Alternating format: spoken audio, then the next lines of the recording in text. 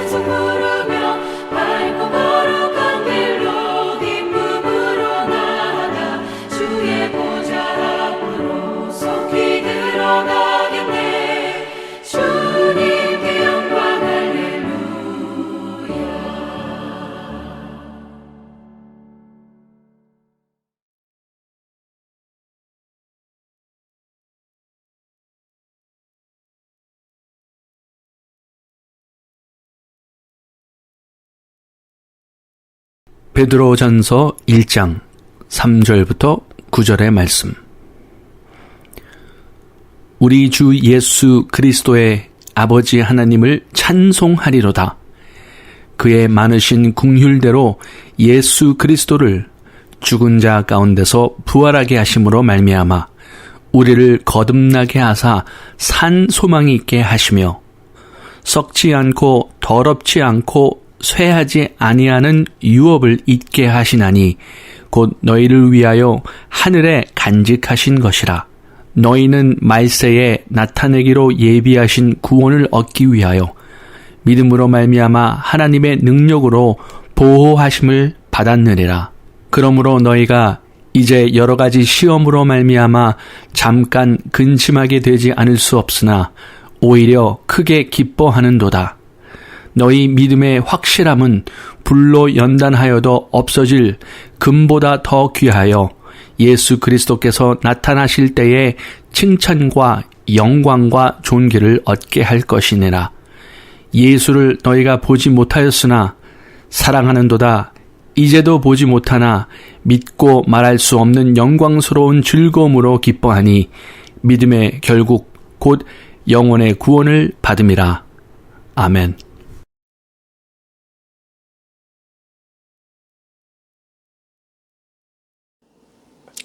여러분은 언제 찬송을 하십니까? 보통 우리가 찬송을 한다고 했을 때 기쁠 때 찬송을 하죠. 즐거울 때, 정말 너무너무 좋을 때 목청이 터져라고 부르지 않습니까? 근데 요즘 어떻습니까? 코로나19 사태로 인해서 이후에 찬송을 많이 하십니까? 스트레스가 많이 주죠. 코로나19 사태가 우리에게 스트레스 많이 주는 게 찬송을 우리가 제대로 못합니다.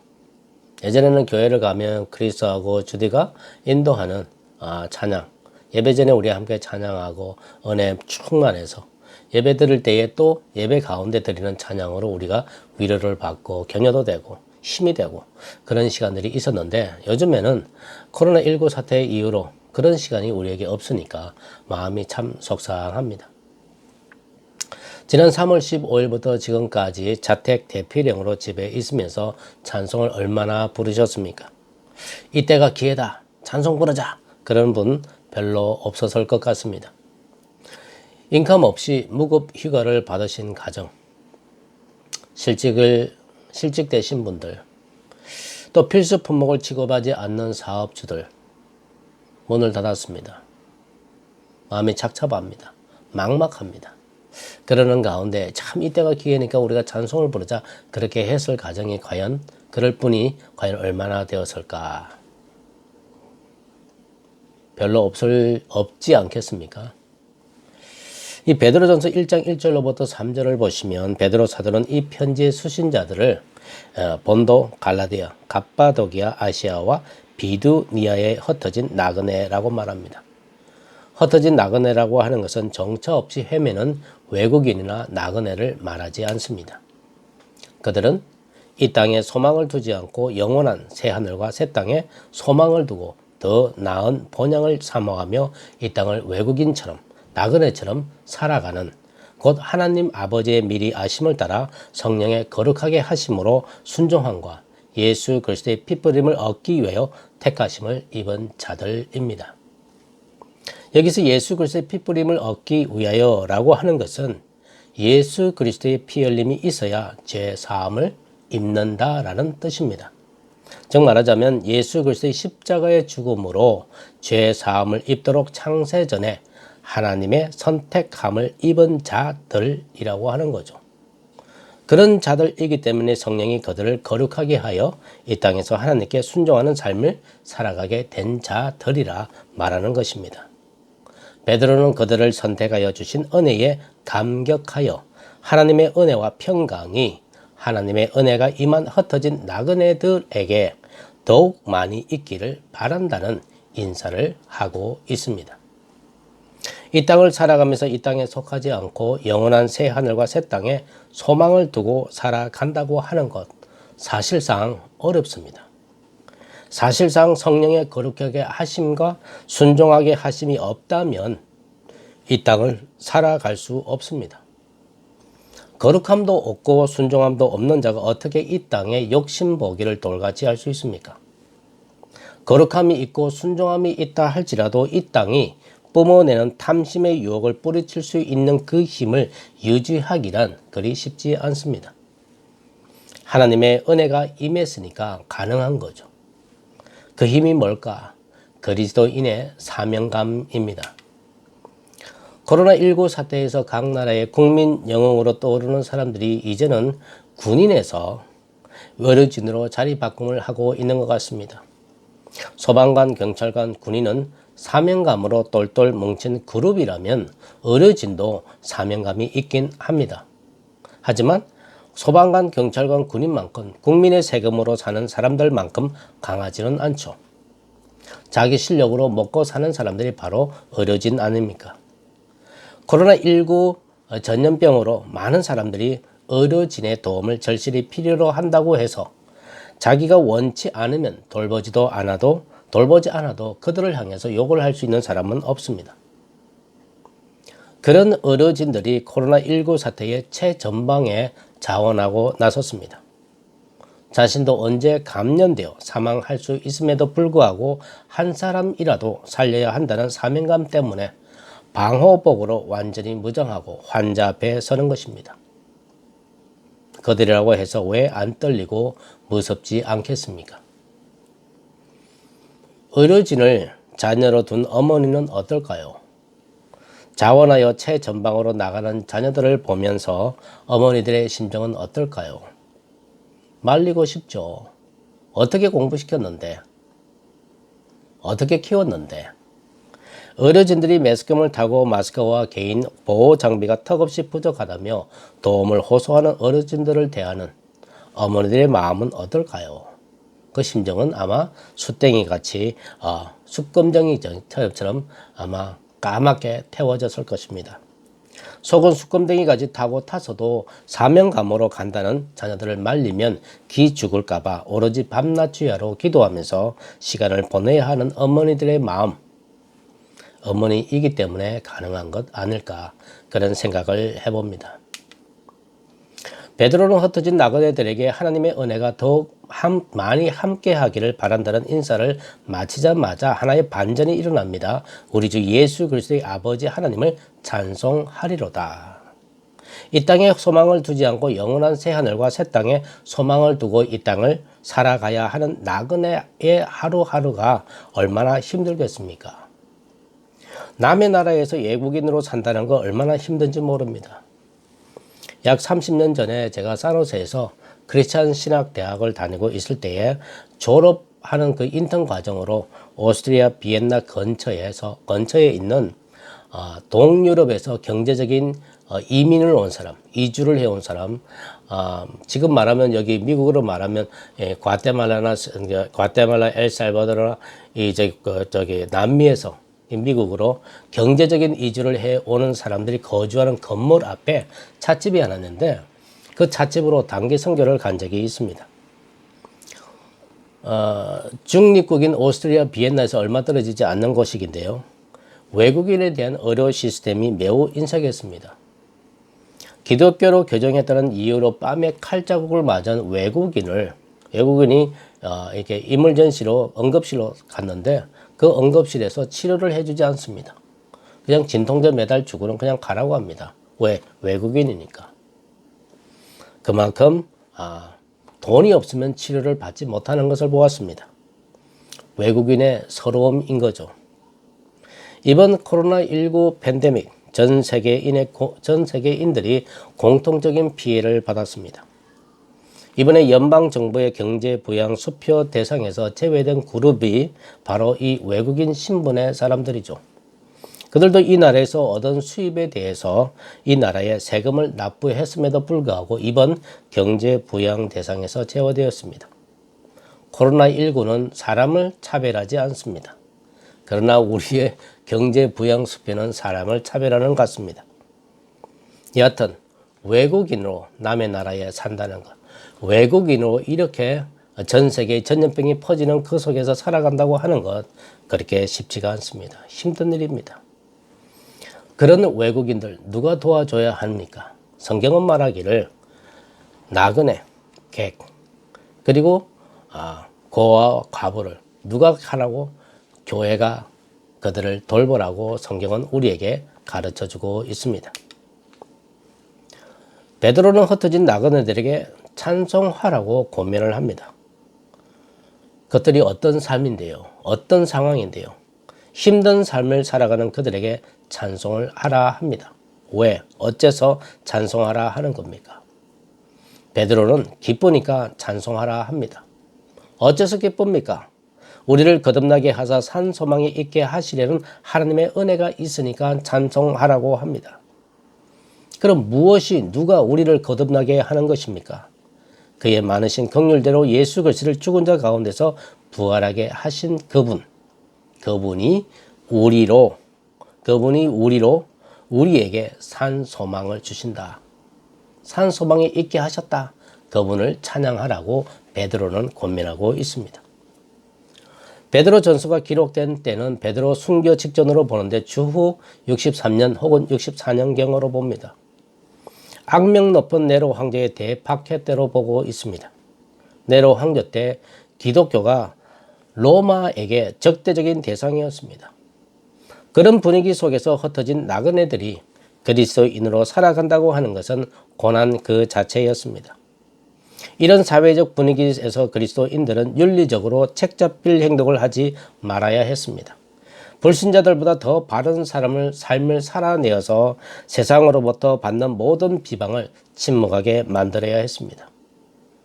이런 어려움 때문에, 이런 고난 때문에 많은 그리스도인들이 그리스도인 되기를 포기하고 아마 떠나지 않았을까, 세상으로 돌아가지 않았을까, 그런 생각도 해봅니다.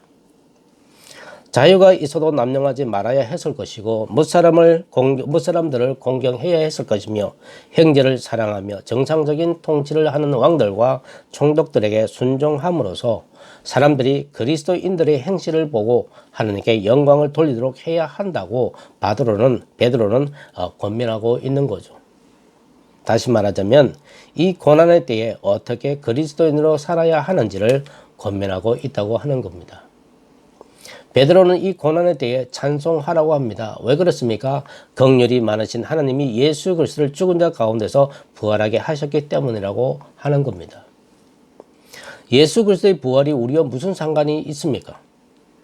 예수 그리스도의 부활이 우리로 예수 그리스도 안에서 예수 그리스도와 함께 죽고 또 예수 그리스도와 함께 살아남으로써 하나님의 자녀로 다시 태어나게 한 것, 즉 예수님의 아버지 하나님을 우리도 아버지로 부를 수 있는 자가 되었다는 것, 이것이 뭘까?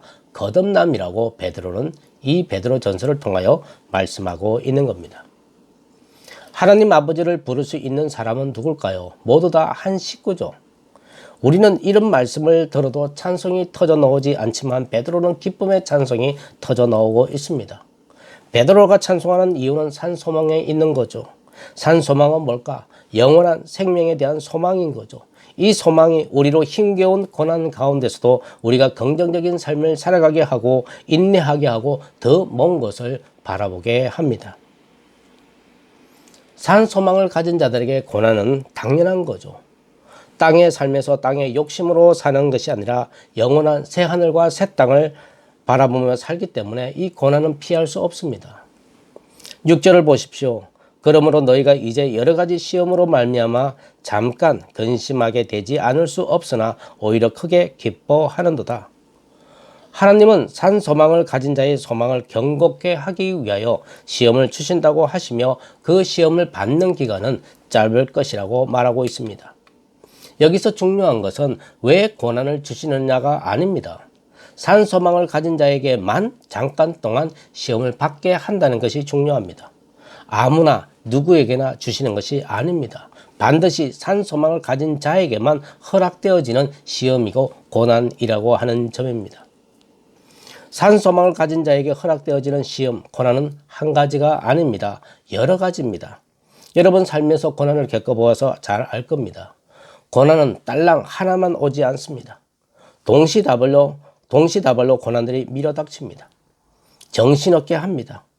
보통 고난이 뭔지 잘 모르는 사람은 고난 당하는 사람이 뭔가를 잘못했기 때문에 고난 받는다라고들 생각하는 것 같습니다. 제 경험으로 볼 때 고난은 내가 특별한 잘못을 하지 않았는데도 찾아오는 것입니다. 여러분은 어떻습니까? 생각해 보세요. 착한 일을 하고 누명을 쓰는 사람, 누명 쓴 사람이 뭘 잘못해서 고난을 받는 겁니까? 코로나19 사태로 실직을 했습니다. 식당 문을 닫아야 하고 감염이 되어 사경을 헤매고 있는 이 모든 것들이 그 사람 개인의 잘못입니까? 코로나 바이러스 사태로 경제 생활이 정지되었습니다. 뿐만 아니라 어느 날부터 자꾸 기억이 상실됩니다. 알츠하이머 병에 걸려서 노출된 것, 치매가 생긴 것, 그 사람의 잘못입니까? 암 진단을 받으신 분, 그 사람의 잘못이냐고요.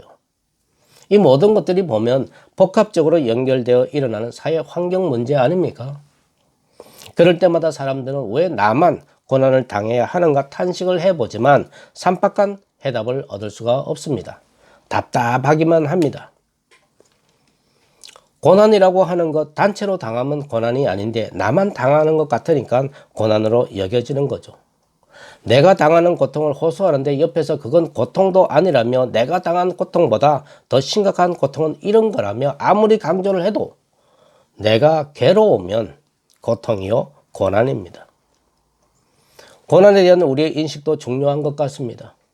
믿음이 좋으면 고난을 받지 않는다는 생각을 많이 하는 것 같습니다. 근데 그렇지가 않습니다. 믿음이 좋을수록 고난도 다양합니다. 믿음이 좋다고 하는 것, 이 사회의 규범 위에 살아가야 하기 때문에 고난은 피할 수 없는 거죠.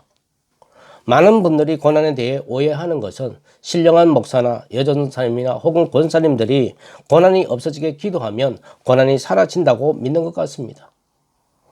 기도해서 고난이 사라지면 그 기도 영역이 떨어지면 다시 나타나지 않을까 그런 생각은 안 해보십니까?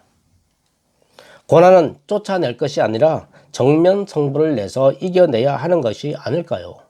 다시 말하자면 내 안에 두고 다스려야 하는 것이 맞다는 생각을 해봅니다. 고난을 이겨낼 수 있는 힘이 어디서 나올 것 같습니까? 베드로 사도는 3절에 이렇게 말합니다. 우리 주 예수 그리스도의 아버지 하나님을 찬송하는 데서 힘이 생긴다고 말합니다.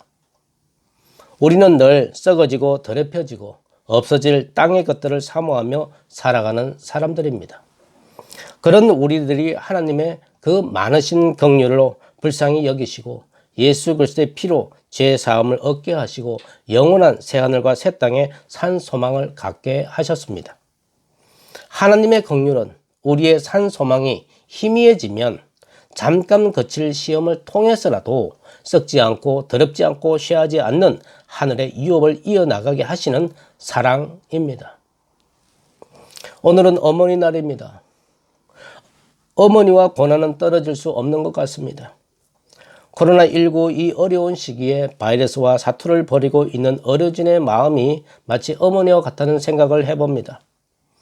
자신들의 생명이 위태로울 수 있음에도 불구하고 자원하여 환자를 돌보겠다고 나서는 그들이 마치 내 자녀가 아니더라도 아파하는 자녀에게 따뜻한 위안을 주는 어머니와 같다는 생각을 해봅니다. 특히 기독교인 어머니들, 그들은 동시다발적인 고난 앞에서 기도했고 찬송을 했습니다. 그것만이 당면한 고난을 이겨나올 수 있는 유일한 위로가 되었을 것입니다. 그들의 기도와 찬송의 대상은 우리 주 예수 그리스도를 죽은 자 가운데서 살려내신 긍휼이 많으신 하나님이었습니다. 고난 중에 있으십니까? 고난 중에 있습니까? 찬송하십시다. 죽은 자 가운데서 예수 그리스도를 살려내신 그 하나님께서 고난 중에 있는 여러분과 함께 하시기를 축원합니다. 고난을 덜어내어 주는 것 우리에게 도움이 될까요? 아니요, 도움이 될 것 같지 않습니다. 고난 중에 있더라도 임마누엘 우리 주님이 함께 하신다면 고난을 잘 다스리고 이겨나갈 수 있는 믿음을 우리가 가질 수 있습니다. 고난을 헤쳐나갈 길을 열어주실 분도 하나님이시기 때문입니다. 우리가 오늘 주신 말씀의 응답성으로 부르게 될 찬송가 301장 하나님의 은혜로 이 찬송을 불러보면 우리가 찬송해야 할 이유들을 알게 됩니다. 1절을 보시면 예수 믿기 전에 모습이 쓸데없는 자였습니다. 2절과 3절을 보시면 하나님은 이 쓸데없는 자에게 복을 주시고 마음에 감동을 주시는지 모르겠다는 고백을 합니다. 그리고 4절에서 예수님의 재림을 기대하고 바라는 간절함이 이 쓸데없는 자에게 있음을 우리가 알게 됩니다. 이 쓸데없는 자, 그 자리에다가 나를 넣고 불러보십시다. 이 쓸데없는 자를 예수 믿게 하신 이유를 나는 알 수 없도다. 그 이유는 그 많으신 하나님의 긍휼이 있습니다. 이것이 찬송의 힘이고 위로이고 힐링인 줄 믿습니다. 예수 그리스도를 죽은 자 가운데서 살려내신 하나님을 찬송하십시다. 거기에 생명의 길이 있습니다. 찬송을 부르면서 고난을 이겨내고 승리하는 여러분 되시기를 주님의 이름으로 축원합니다. 우리 다 같이 기도하겠습니다. 주님, 우리를 고난 중에서도 예수 그리스도를 죽은 자 가운데서 살려내신 하나님을 찬송하게 하옵소서. 하나님의 함께 하심이 우리에게 가장 큰 위로가 되게 하시고 살아야 할 이유를 확실히 갖게 하옵소서. 이 쓸데없는 자를 택하여 주를 위해 쓸모 있는 자가 되게 해주신 우리 주 예수 그리스도의 이름으로 기도하옵나이다. 아멘.